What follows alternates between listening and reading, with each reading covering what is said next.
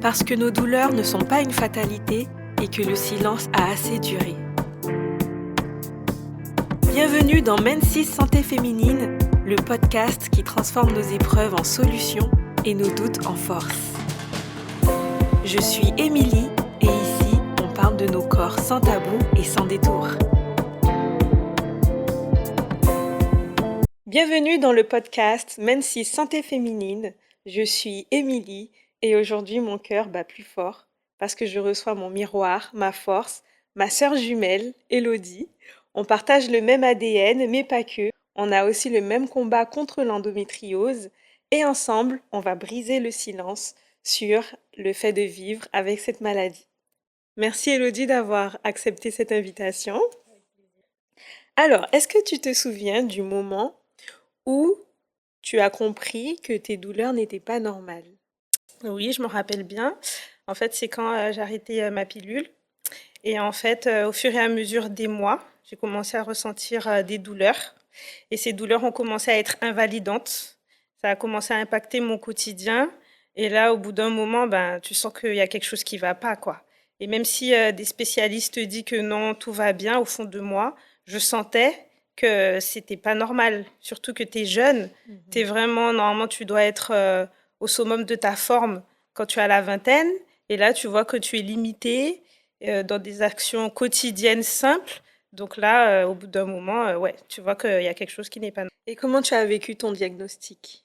Alors, mon diagnostic, je l'ai vécu, on va dire, il y a eu deux facettes. Il y a une facette de soulagement, parce qu'en fait, j'ai pas été écoutée de suite. Et j'ai toqué à plusieurs portes, et à chaque fois, on me disait que tout va bien. Et finalement, ça a été un soulagement de voir que j'ai été enfin écoutée et qu'il y avait quelque chose. De se dire qu'il n'y a pas rien, de savoir qu'est-ce qui se passe aussi. C'est un soulagement. Et aussi beaucoup d'inquiétude, parce qu'on se retrouve face à une maladie. Et on se dit qu'on doit faire avec, parce qu'il n'y a pas de traitement, il n'y a pas de guérison possible. Donc, on sait juste qu'il faut trouver des solutions qui te correspondent à toi-même pour trouver, on va dire, une bonne qualité de vie. Donc, c'était là mon inquiétude. Et le challenge aussi. Et c'est marrant que tu dis ça parce que moi, je l'ai vécu, le fait que toi, tu sois passé par là avant, moi, je l'ai vécu vraiment différemment. Genre, déjà mes douleurs pas normales, bon, pour moi, c'était presque normal d'avoir mal, hein, j'étais pas seule dans le cas, on va dire.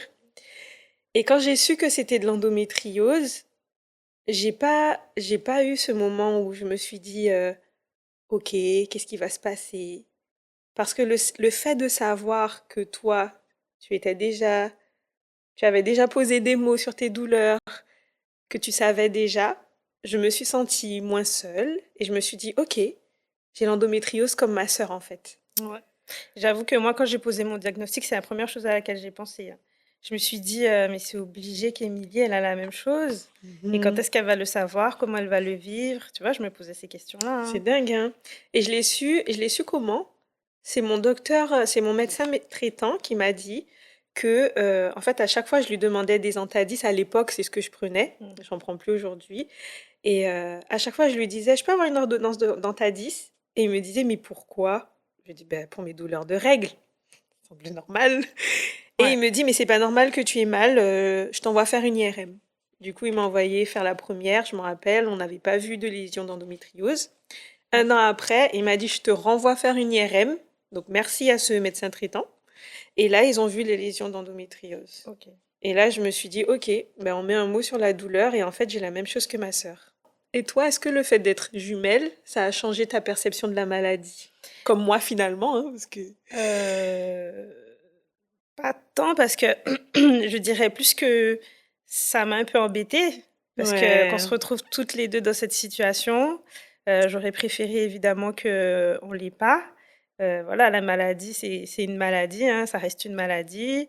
Elle est invalidante alors qu'on est jeune, on est limité dans nos efforts physiques, et aussi ça grave. atteint aussi au niveau émotionnel, à d'autres niveaux que des fois on n'imagine pas. Et au final, voilà, hein, c'est clair qu'on n'est pas seul, donc ça fait du bien de ne pas être seul dans cette épreuve. Ça fait du bien d'avoir quelqu'un de si proche avec qui tu peux parler. Parce que tu vois, on est proches, nous. Mhm. On est jumelles, quoi. Ouais. Et du coup, on n'y a pas de tabou entre nous. Donc, on sait, on peut se parler. Donc, c'est vrai que dans la gestion de la maladie, ça aide. Mais Mhm. après, le regard reste le même.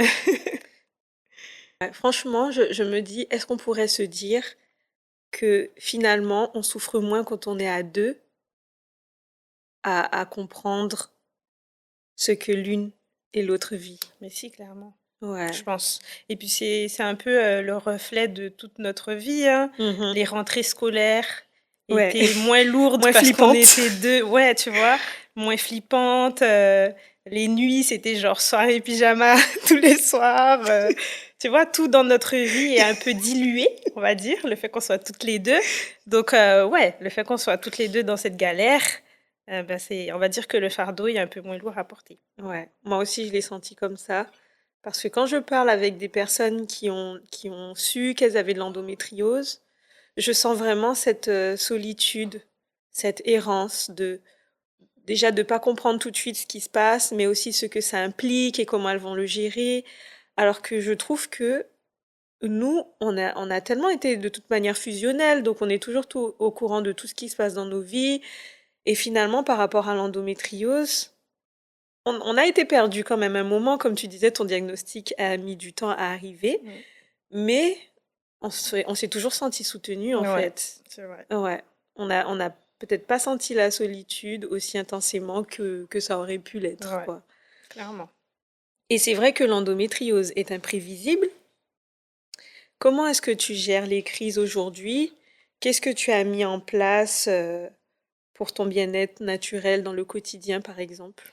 Alors, ce qui m'a aidée, principalement, pour mon cas, c'est vrai que j'ai eu une phase où j'allais, régulièrement aux urgences parce que je savais pas quoi faire et je savais pas comment trouver un soulagement non plus puisque les médicaments, ne me soulageaient pas et ce qui m'a vraiment aidée, c'est, la le changement d'alimentation.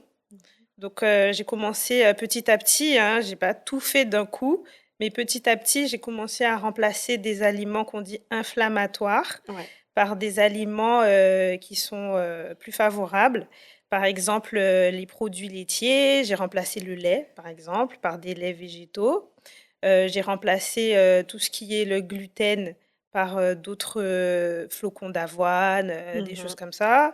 J'ai mis en place aussi, je bois moins de boissons sucrées, des choses comme ça. À savoir que moi, je suis très sucrée, donc je vais jamais, J'allais dire un truc, mais je vais pas su faire de pub. je vais jamais supprimer le sucre dans Ouais. mon alimentation, mais tu vois, en fait, c'est qu'il faut trouver le juste milieu Mm. entre ce qui te fait plaisir, parce qu'il faut quand même manger pour te faire plaisir. Mais oui, c'est Tu ça. vois, je dis ça là, mais ça veut pas dire que je mange pas ci, ça, que c'est pas rédhibitoire, Mm. hein. Bien sûr que des fois, je vais manger des lasagnes, une bonne pizza. À ce moment-là, tu Des calcules pas le bokits. gluten, hein, des bokits. Mais en fait, faut trouver le juste milieu. Faut pas que ça soit tous les jours. Mm. Faut que ça soit vraiment un équilibre entre ce qui est mieux et ce qui est moins inflammatoire. Enfin, ce qui est inflammatoire et ce qui Qui est, est plus voilà. favorable pour En fait, il suffit surtout l'organisme. que la dose de nourriture inflammatoire prenne le dessus Voilà, sur ce qu'on consomme et qui peut être exactement, inflammatoire. Ouais. exactement. Donc ça, c'est Mm. des habitudes alimentaires. Après, il y a le sport aussi Mhm. qui m'a beaucoup aidée. Et c'est vrai qu'on peut se sentir limité dans son corps avec la douleur, mais j'ai découvert en fait qu'on peut s'écouter et que le sport, c'est pas forcément se donner à fond, c'est pas forcément dépasser ses limites. Le sport, c'est aussi faire les choses à son rythme, c'est aussi s'écouter, se faire du bien aussi, Mm. tu vois. Et ça, j'ai appris à le faire et c'est un peu grâce à l'endométriose aussi. Donc Ouais. du coup, je fais du sport et c'est vrai que peut-être que je fais pas comme avant, mais je le fais et ça me fait du bien. À ton Ça rythme. me soulage, ouais. Ouais. J'avoue que moi aussi, c'est ce qui m'a beaucoup aidé, hein, l'alimentation, le sport. C'est vraiment des habitudes holistiques, on va dire, tout ce qu'il y a autour du bien-être Ouais. qu'on essaye de mettre en place. Après, bon, j'ai pas trop envie de faire la liste de tout, parce qu'il y a quand même pas mal de choses, mais que ce soit l'alimentation, le sport, les protections hygiéniques sans perturbateurs endocriniens, Endocrinien. donc on va dire aussi la limite des perturbateurs endocriniens. Bon, on ne peut pas les enlever partout, mais on peut le diminuer drastiquement. Et j'ai consommé aussi la racine de vétiver. Ouais. T'avais consommé, toi, la Non, racine de vétiver? non, mais j'ai T'as pas toujours encore testé? voulu Ça a changé tester. ma vie. Ça a changé ma vie. Vraiment, inflammation réduite. Ouais.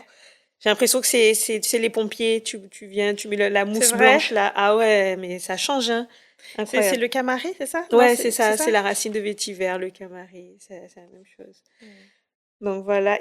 Et si tu devais donner un conseil à une femme qui se sent isolée par la douleur aujourd'hui, quel conseil tu lui aurais donné? Alors, j'aurais donné un conseil dans 2 domaines.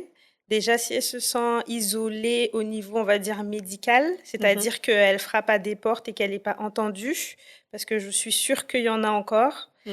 ben, c'est de persévérer et de s'écouter avant tout. Même Mhm. si elle a des résultats positifs et qu'elle sent que ça va pas, il faut qu'elle voie d'autres spécialistes, qu'elle en parle. Il y a aussi des associations, comme on avait Comme parlé, comme liquide Liquide chocolat. Chocolat, Mm. voilà, pour trouver des conseils et aussi trouver des filles qui vivent la même chose. Parce que franchement, ça aide de voir que tu n'es pas la seule à vivre ça. Ça permet de réaliser De aussi ouf. et de se dire que je suis pas folle, quoi. Ce que je Voilà, c'est ressens, ça. c'est je suis pas une chochotte, je suis pas plus faible que les autres et ce que je ressens, c'est vrai. Et donc cet isolement-là, ça, il faut le combattre par ça, s'écouter soi-même. Mhm. Et l'isolement au niveau de l'entourage, de la famille, ben, c'est parler, Mhm. c'est ne pas avoir peur d'avouer ses faiblesses, en fait, parce que c'est vrai que moi, j'étais un peu comme ça au début. J'aime pas dire quand j'ai mal, j'aime pas dire quand ça va pas, j'aime pas demander de l'aide, de tout ça. Mhm. En mode forme debout, tout est fait, tout bitin. Ouais. Mais finalement, petit à petit, j'ai dû compter sur mon mari pour des Mhm. choses simples, des tâches des fois qui... Normalement, tu peux gérer seul, mais finalement, je ne pouvais pas gérer seule. Mhm. J'ai dû, voilà, avec humilité, demander de l'aide et Ouais, aussi en parler. En voilà. parler à son entourage surtout. Oui, Parce que c'est eux qui sont là pour aider. Si c'est aider tes parents, si tu es Mhm. jeune, si c'est ton mari ton ou ton frère ou ta conjoint ou ton sœur, ta compagnon, ton cousine, frère, ta sœur, les personnes avec qui tu vis. Mm. Et ça, quand la personne est au courant de ce que tu traverses, ça casse l'isolement et ça change tout. Et ça fait du bien, hein, franchement. Alors, est-ce que tu as un mot sur ton produit Men6 préféré? Alors, mon produit 26 préféré, c'est la ceinture chauffante, que Ouais. ma fille aussi adore. Ouais. Et il y a aussi la ceinture bouillotte, Mhm. la ceinture bouillotte chauffante. Moi, je jongle entre les deux. Parce que des fois, tu n'as plus de batterie, Oui, donc il faut recharger la ceinture. ouais. Et aussi, la bouillotte, j'aime bien parce qu'elle est plus large. Donc des fois, j'ai des C'est douleurs cosy. où je veux cibler vraiment la douleur, donc la ceinture est pratique. Mais quand je veux vraiment que le chaud Envahisse voilà, bien. se propage, Ouais. la bouillotte est vraiment... Ouais, top. et puis comme tu dis, c'est un peu cocooning, c'est Ah un peu ouais. Moi, quand je suis à cosy. la maison, c'est la bouillotte que Ouais. j'utilise avec la ceinture. Et c'est vraiment quand je sors, que je vais travailler des trucs comme ça, que j'utilise la ceinture Ah en ouais? vrai. Ouais. Et vraiment, ça a changé mon quotidien. Ça Mhm. m'aide à m'endormir le soir quand j'ai mal et que la douleur est dans le cerveau. Mm. Ben, ça m'aide à m'endormir, ça m'aide à travailler aussi, à me concentrer sur le travail. Mhm. Parce que voilà, donc pour moi, c'est les produits phares pour moi de Men6, c'est la ceinture chauffante. Eh ben, c'est super. Merci, ma sœur, d'avoir ouvert ton cœur et vraiment ton courage est l'essence même de Men6. À vous qui nous écoutez, n'oubliez pas que la sororité, la famille, les amis proches sont votre premier remède. Et à la fin de cet épisode, si vous êtes encore là, n'hésitez pas à mettre l'emoji avec les deux sœurs jumelles. Elles sont habillées en noir. Je sais pas si vous voyez les twins. Merci et à bientôt pour le prochain épisode. Coupé.